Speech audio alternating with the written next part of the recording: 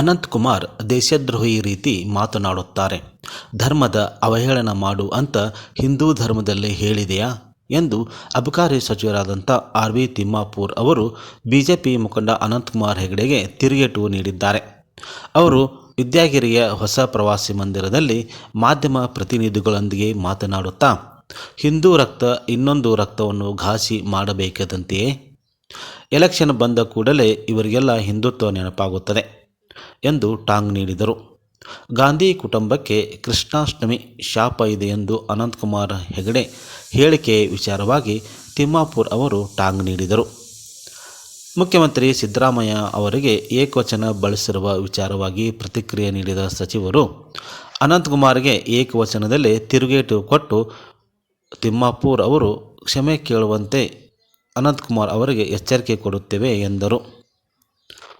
ಇದೇ ಸಂದರ್ಭದಲ್ಲಿ ಮಾತನಾಡಿದ ಸಚಿವರು, ಅನಂತಕುಮಾರ್ ಅವರು ಅಂಬೇಡ್ಕರ್ ಬಗ್ಗೆಯೂ ಸಹ ಅವಹೇಳನಕಾರಿ ಮಾತನಾಡಿದ್ದಾರೆ. ಹಿಂದೂ ಧರ್ಮಕ್ಕೆ ಅವಹೇಳನ ಮಾಡುತ್ತಿದ್ದಾರೆ. ಸಂವಿಧಾನ ಬದಲಾವಣೆ ಮಾಡುತ್ತೇವೆ ಅಂತಾರೆ. ಸಂವಿಧಾನ ಇವನೊಬ್ಬನಿಗೆ ಏನಾದರೂ ಬರೆದು ಕೊಟ್ಟಿದಾ ಎಂದು ಪ್ರಶ್ನೆ ಮಾಡಿದ ಸಚಿವರು, ಇದನ್ನು ಬೇಕಾದರೆ ಮೋದಿ ಸಾಹೇಬರು ಹೇಳಬೇಕೆಂದು ಬಿಜೆಪಿ ಪಕ್ಷದವರಿಗೆ ಟಾಂಗ್ ನೀಡಿದರು.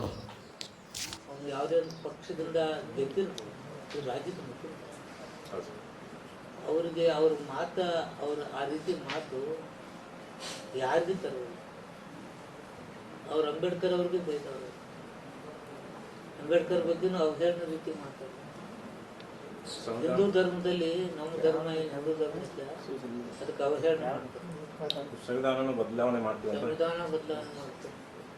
ಏನು ನಿಮ್ಗೆ ಒಬ್ಬಗ ಬರೆದು ಕೊಟ್ಟೈತಿ ಸಂವಿಧಾನ ಬದಲಾವಣೆ ಮಾಡ್ಬೇಕಾದ್ರೆ ಏನು ಹೇಳಿ ಬೇಕಾದ್ರೆ ಮೋದಿ ಸಾಹೇಬ್ರು ಹೇಳಿ, ಈ ದೇಶದ ಸಂವಿಧಾನ ತಿದ್ದುಪಡಿ ಮಾಡ್ತಂತೆ ದೇಶಕ್ಕೆ ಹೇಳಿ ಯಾವಾಗ ಜನ ಕೇಳ್ತಾರೆ. ನಾನು ಹೋಗ್ಬೇಕು ಹೇಳ್ತಾನಂತೆ ಆಗ್ತದೆ ಸರ್. ಇಲ್ಲಿ ಕಾಂಗ್ರೆಸ್ದವ್ರಿಗೆ ರಾಮ ರಹೀಮ ಎಲ್ಲರೂ ಅಷ್ಟೇ. ಕಾಳವ್ವ, ಕಂಚವ್ವ, ದುರ್ಗವ್ವ, ಹನುಮಂತೇವರು, ಬಸವಣ್ಣ, ಸದಾಶಿವ ಇವೆಲ್ಲ ಹಿಂದೂ ಆರಾಧನೆ ದೇವರುಗಳು. ಅದರಲ್ಲಿ ರಾಮನು ಒಬ್ಬ.